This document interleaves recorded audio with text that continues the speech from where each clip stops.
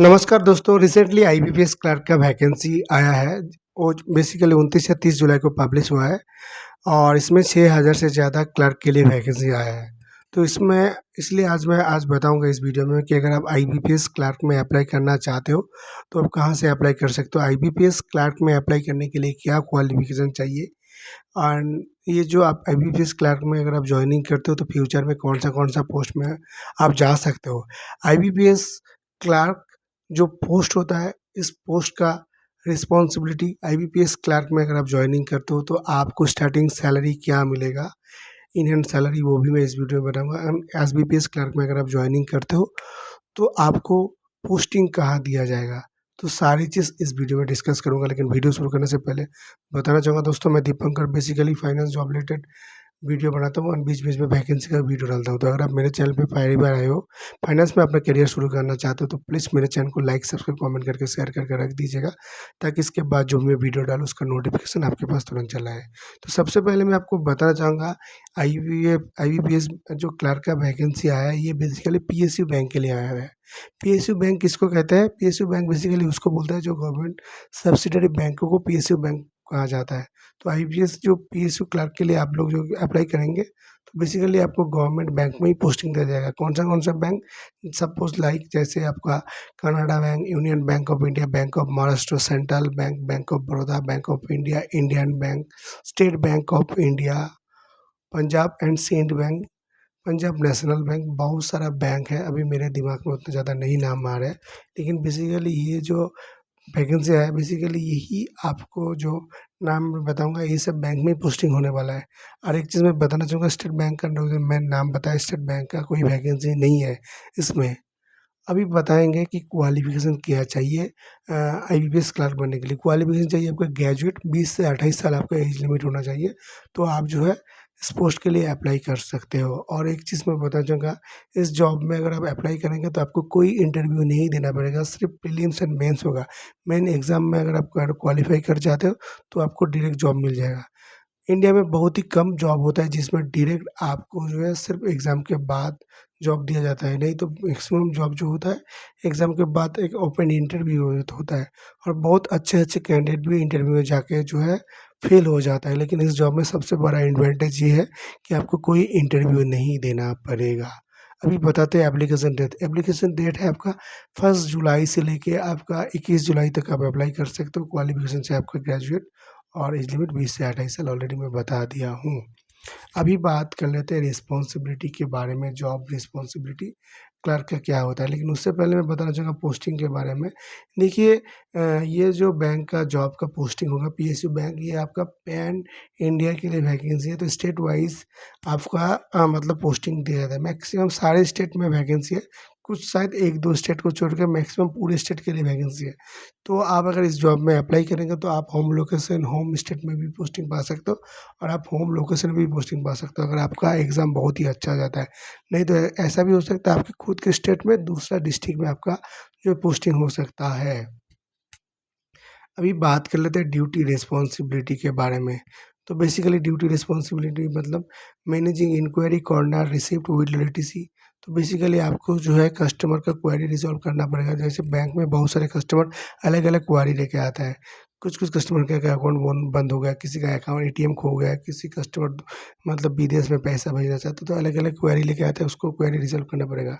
Handling task such as opening new account, cash collection, issuing bank statement and managing mails and delivers.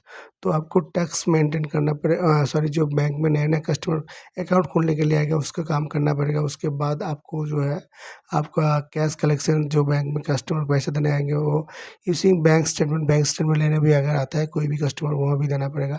Managing mail, आपके authority से अगर कोई भी mail आता है उसका भी रिप्लाई करना पड़ेगा। तो ये सब सर्विस डिलीवरी करना पड़ेगा। Verify documents for and proof submitted by customer. तो जो भी कस्टमर डॉक्यूमेंट्स देता है, सपोज़ अकाउंट खोलने के लिए कोई भी कस्टमर डॉक्यूमेंट्स दिया है, डॉक्यूमेंट्स सही है कि नहीं वो भी वेरीफाई करना पड़ेगा। उसके बाद कोई भी कस्टमर का एटीएम खो जाता है, एटीएम के लिए भी डॉक्यूमेंट्स देता है, वो भी वेरीफाई करना पड़ेगा। Updating account holder passbook, customer का पासबुक आपको अपडेट करना पड़ेगा। Being responsible for bank cash important documents keys and other valuable. तो बैंक में जितने भी आपको कस्टम डॉक्यूमेंट्स होगा, डॉक्यूमेंट्स को सही फाइल पे रखना पड़ेगा, ताकि ऑडिट के टाइम पर कोई भी टाइम अगर डॉक्यूमेंट्स की ज़रूरत है तो आप सही से निकाल पाएँगे। Issuing demand draft, managing customer bank account and processing cash report. तो कस्टमर अगर डिमांड ड्राफ्ट लेके आता है, डिमांड ड्राफ्ट करना पड़ेगा। कस्टमर का अकाउंट, मैनेजिंग अकाउंट, जैसे कोई भी कस्टमर फिक्स डिपॉजिट करना है वो भी कर सकते हो। कोई भी कस्टमर कोई भी क्वेरी लेके आता है तो वो भी आपको करना पड़ेगा। सेंशनिंग विड्रॉल फॉर कस्टमर।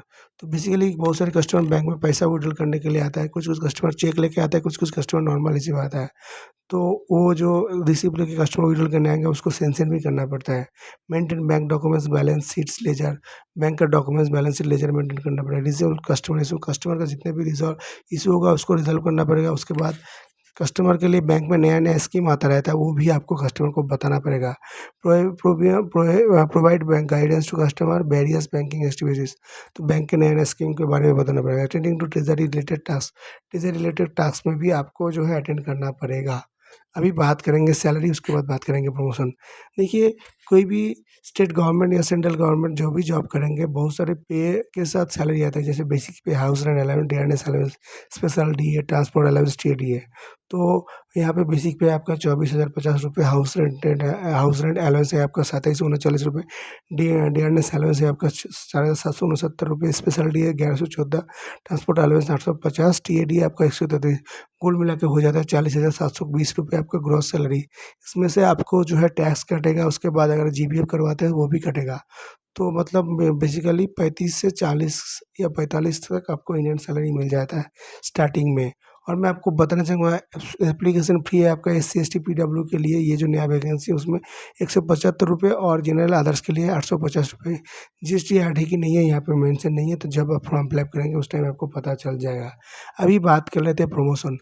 तो बेसिकली बैंक का प्रमोशन 2 तरह की होता है। एक होता है आपका बैंक, जब आप बहुत दिन से बैंक में काम करते हो तो बैंक की हेड ऑफ़ से ही नाम सेलेक्ट करके आ जाता है प्रमोशन के लिए। नहीं तो अगर आप बैंक में काम करते हो तो बैंक का जो इंटरनल एग्ज़ाम होता है, इंटरनल एग्ज़ाम देके भी आप प्रमोशन ले सकते हो।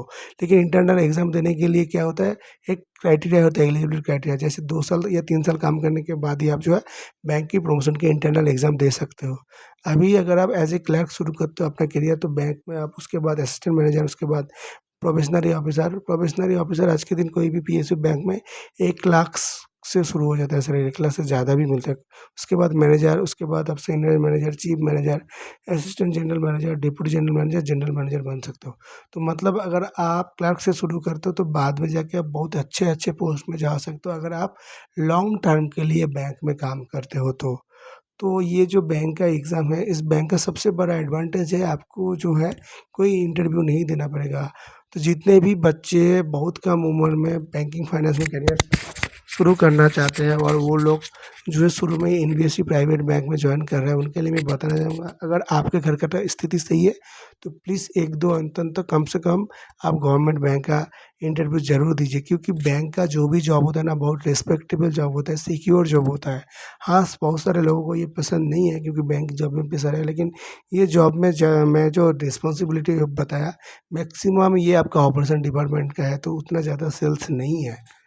तो यही था आज का वीडियो। अगर आपको इसी तरह की इन्फॉर्मेशन देखना है, अगर इसी तरह की कंटेंट देखना चाहते हो तो प्लीज़ चैनल को लाइक, सब्सक्राइब, कमेंट करके शेयर करके रख दीजिएगा। धन्यवाद सब लोगों को।